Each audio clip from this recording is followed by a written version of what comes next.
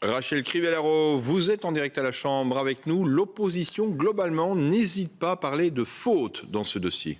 Oui, tout à fait, François. Une faute, dit-elle, parce que ces événements dramatiques étaient tout simplement prévisibles. L'opposition qui rappelle qu'en son temps, elle avait mis en garde, prévenu le gouvernement Michel des dangers, des risques de renvoyer des réfugiés soudanais dans leur pays, un pays dont le dirigeant fait l'objet d'une inculpation pour crimes de guerre et crimes contre l'humanité.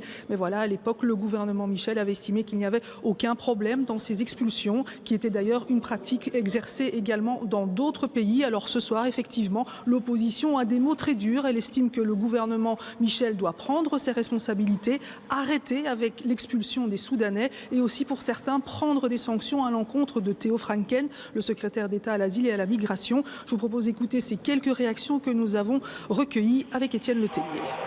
Plutôt que de dire à Theo Franken arrêtez cette collaboration problématique, Didier Reynders, ministre des Affaires étrangères, et Charles Michel, Premier ministre, ont appuyé cette politique en disant tout le monde fait comme ça. Les responsables, c'est Theo Franken, mais c'est aussi les ministres et maires de ce gouvernement qui ont assumé cette politique de retour. Aujourd'hui, au vu de la situation, pour retrouver un peu de crédibilité en termes de droits de l'homme et de respect des conventions internationales, on doit retirer les compétences à M. Franken. Le Premier ministre doit reprendre les compétences de M. Franken, qui n'est aujourd'hui plus crédible. Qu'est-ce que vous demandez aujourd'hui à l'équipe Michel par rapport à cet épisode malheureux ?